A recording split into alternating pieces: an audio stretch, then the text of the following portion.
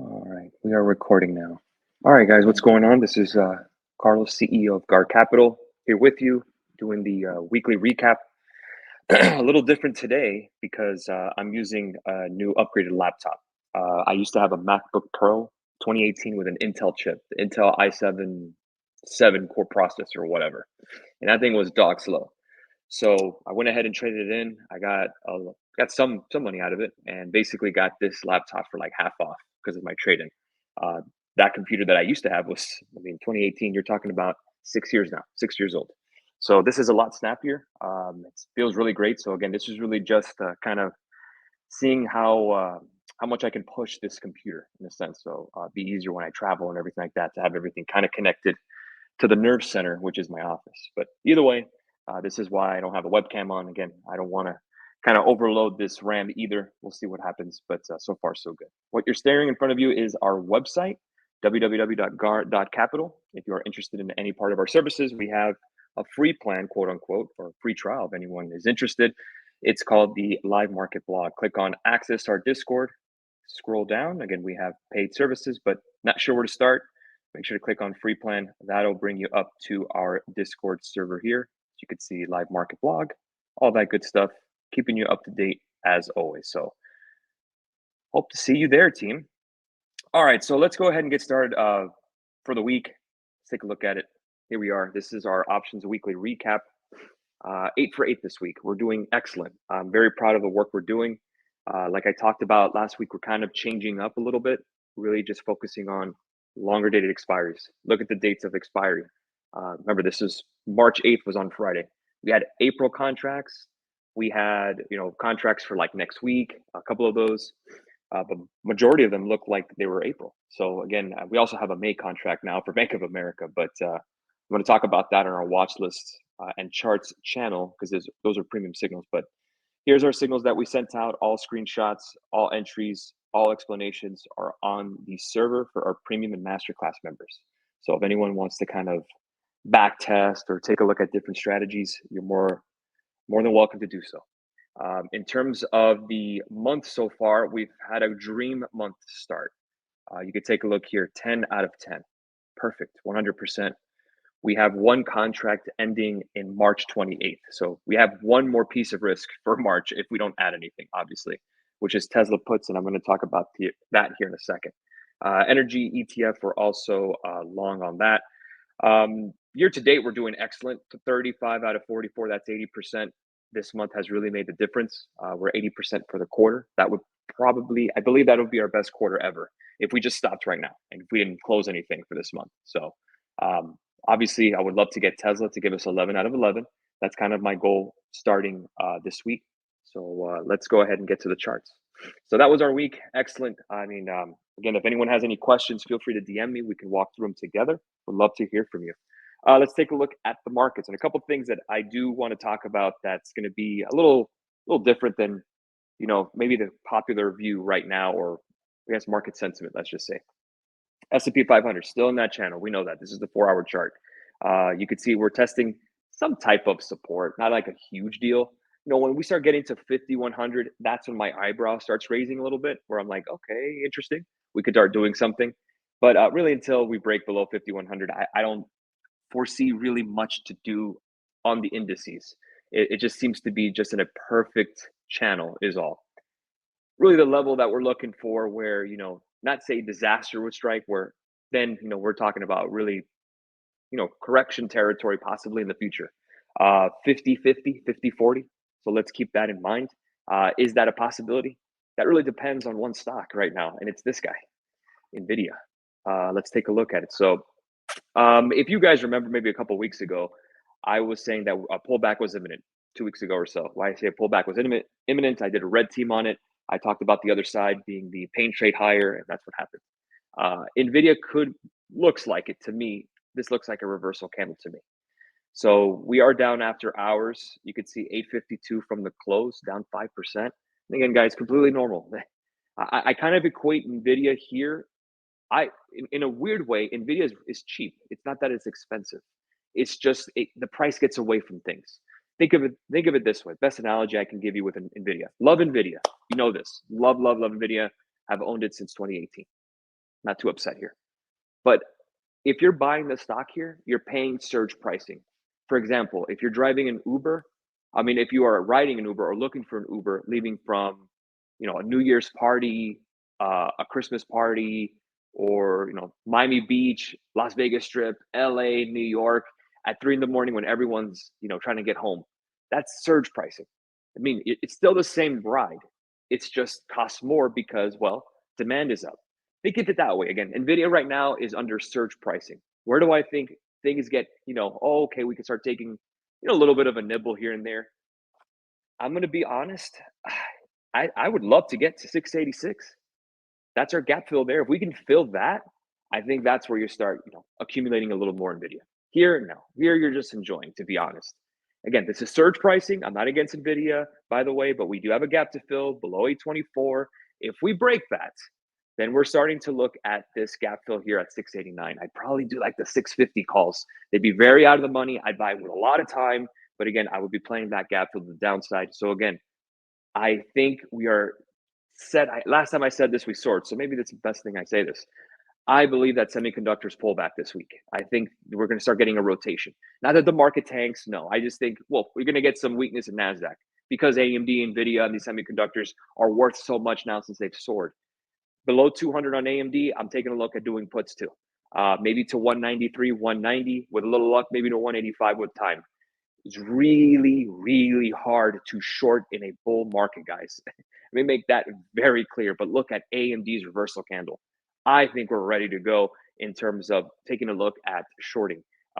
If it's talking about initial target, I'm taking a look at 192 to 190. That'll be my initial target. If we start breaking down a little more, we may not. I think that this retest here of 185 is exactly where we're going to go. If you guys remember, I played the 185 calls a couple weeks ago. I should have bought time. That was the week of Nvidia's earnings. I would have been super green with those calls. Not a big deal. Let's go back to the scene of the crime. 185 calls. 185 level, and see if we can hold that retest, the breakout. And if it does, then we have a trend higher. We can ride calls higher when we start getting a reset in terms of premium. So AMD and Nvidia, I'm gonna say I'm gonna want to be short. I want to start taking a look at puts on those. So we're gonna keep that in mind. Snapchat is something else I'm looking at this week. Why am I looking at Snapchat? Above 1265, there is a nice gap to fill.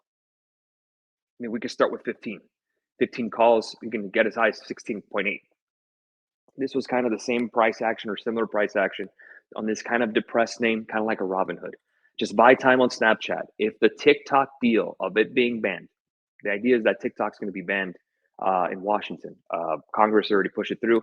It seems like that's the only bipartisan deal that they're interested in, which is banning TikTok because of the Chinese government having a little too much influence in it, even though it's a Singapore company, whatever. But let's profit from it, guys. I like Snapchat. Yes, Meta is fine, but it's just too expensive. So I think this setup here with Snapchat, above 1265, will target 15, possibly 17, a little higher to fill that gap here on the daily from their earnings in February. I definitely like this setup a lot. I just want to see the volume there. But again, we're buying time. Apple. Now, you would think Carlos would want to be short here. Again, we've talked about this. I thought we were going to go lower. And again, if anyone wants to take a look at how we did in terms of Apple, I think we did Apple last week. Let's see it. I want to get back to that. Apple was the week before and it tanked.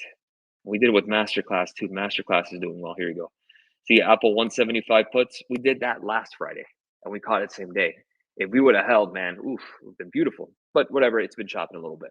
Let's go ahead and get to Apple here. And you can take a look at the weekly. Here's your target of support, 166. That's really it. 165, 19, 166. But I think we're going to create a base here. So anything regarding 165 to 170, we're going to consider that our base for now. Unless 165 breaks, unless that 100-week moving average breaks. Again, right here, I think they're going to buy this dip. So I think that the sentiment has been absolutely depressed. The electric car is done with. They spent money. They didn't need to just to get that. Fair enough. We got a couple of gaps we could fill too. We got one at 186. But if we can get above 175 and stay above 175, technically speaking, 180 to me would confirm because that is your 20-day moving average, at least if we could sustain. But I think if we get above 175 and we can close above there, I would like to target 180 calls and play the reversal. Tough, I know, but we could buy time on that one. I like Apple long. I know everyone's kind of really against the name here. Google, I think, has I'm between 50-50, and we traded short. So you could see here in terms of Google, we played the 130 puts and then it bounced. We got 30%.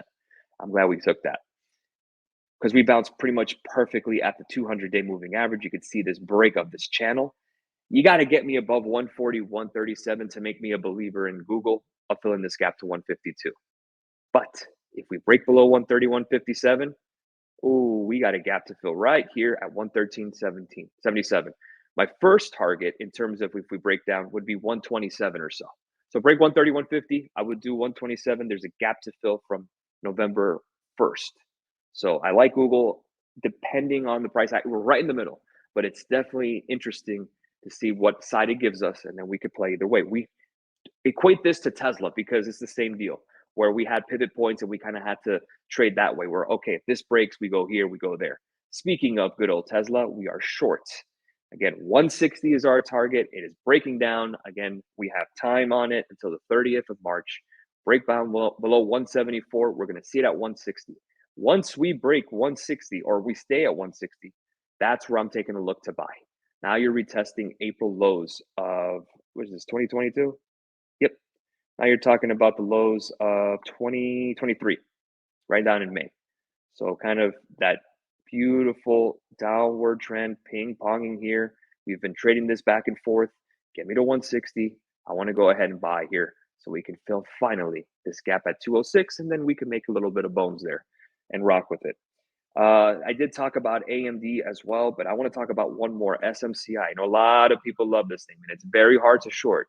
But if you start getting below 1,000, I like 900 puts, and I like the 768s. They're going to be expensive if you buy time. But again, if you're a high roller and you want to mess around, or not mess around, but you kind of want to put your feet in the water, maybe you want to buy some puts to ensure your SMCI position, or you want to write some upside calls.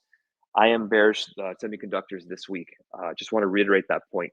I think you short tech this week in terms of semiconductors. Mega cap tech has been kind of choppy here and there, but I would short the semiconductors this week. I would be long the banks. Bank of America is about to break out at $37. There's your target. Citibank, we play with Masterclass beautifully. Looks like it's going to go ahead and break 60. We'll probably get another crack at it where we can play long again because I foresee Citibank getting back to 67 to 70. JPM is at all-time highs. Goldman Sachs, let's take a look at financials. On the weekly, testing new resistance. Guys, you got to break 400. That's been that ceiling for this name for a minute. All this you have been waiting on. Get above 400 on Goldman Sachs. You ride that beast. Disney puts, I'm looking at puts here, but we're not there yet. Very similar to Google. If we can get below 106.04, I like here 99 for that gap fill.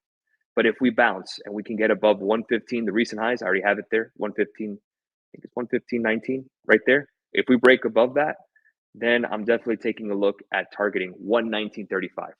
So we did trade Disney calls. We caught that, but Disney puts is definitely on the menu next. And I still like energy stocks too. Take a look at XLE. Downward trend, breakout, downward trend, breakout, testing resistance. Just same old pattern. We're going to target 93.82. I have the 90 calls. Once it breaks 88.35, which it looks like is imminent, we're going to snag that on Monday. So XLE will be in the bag.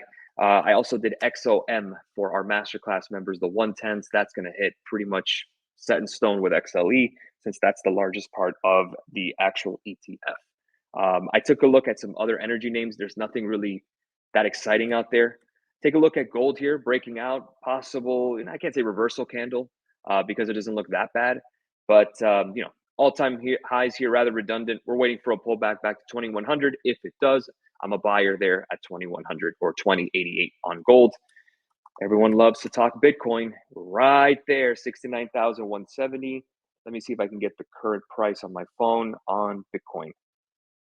It's trading at 69,355. So a little green today. BITO hasn't had the best spreads lately. It hasn't had the best options volume. So BITO for the time being, guys, on the road to 100,000 on Bitcoin, that's pretty much going to be on our watch list weekly, on a sense. So You can see the breakout here above 30.43. We got more room to go. Let's see if we get above 33.14. I would be long now if there was actual volume here, and we could play up to 44.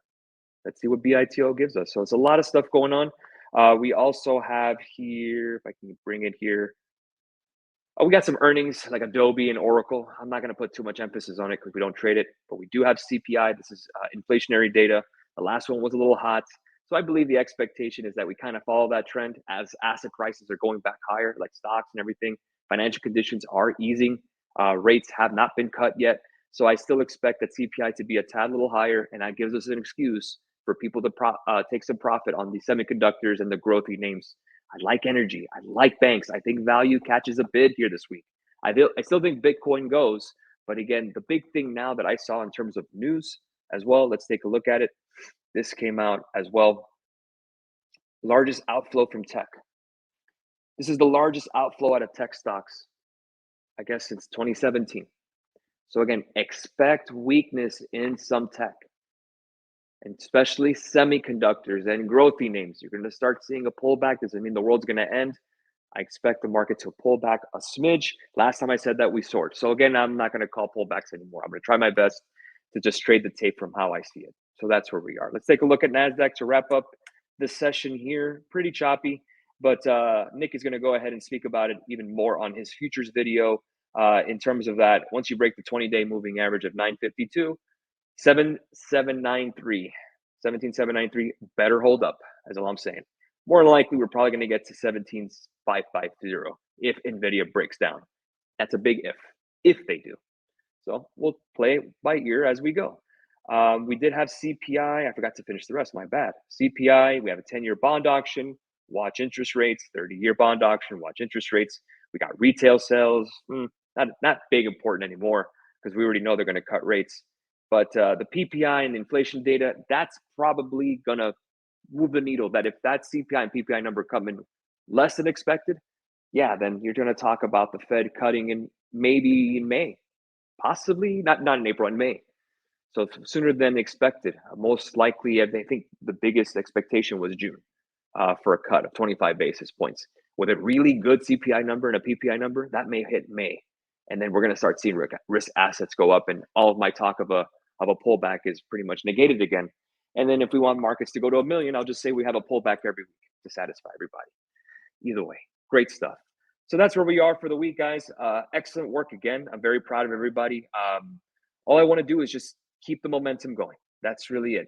Don't even think about it. Just stay in the zone, and we'll do the best we can. Again, 8 out of 8 this week. There's not much more I can say. We're on a 13 trade winning streak. It's not even the best of the year yet. That's at 14. If we can get there, we can really cook. I want to break our all-time high record of a streak of 21. Hopefully we can get there as soon as possible. And we're looking so great. This is exactly what the doctor ordered after a very difficult February.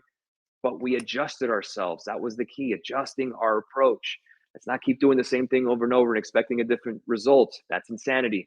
So what are we trying to do? We're trying to adapt. That's buying time, focusing on the trend, focusing on the volume, and staying stress-free. We know the game, we know the score, we know the rules. We've done this before. We'll just do it again more and more and more every week. And that's it. Have a great rest of your day and weekend. I will catch you guys on the Market Blog and Discord. I'll post the watch list and charts. And if anyone has any kind of ideas or subjects you guys want me to talk about on our podcast, I didn't do one last week. I didn't do one this week. Please let me know. I'm just running out of subjects. Have a good one, guys. We will see you tomorrow. Cheers.